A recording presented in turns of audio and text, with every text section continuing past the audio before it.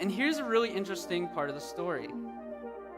Do you guys remember what ends up killing Goliath in the end? As Goliath moved closer to attack, David quickly ran out to meet him. Reaching into his shepherd's bag and taking a stone, he hurled it with his sling and hit the Philistine in the forehead. The stone sank in, and Goliath stumbled and fell face down on the ground. We usually stop the story here. This is how I remember it. The stone kills Goliath. David defeats the giant, yada yada. But the story ends a little differently. So David triumphed over the Philistine with only a sling and a stone, for he had no sword. Then David ran over, pulled Goliath's sword from its sheath, and used it to kill him and cut off his head.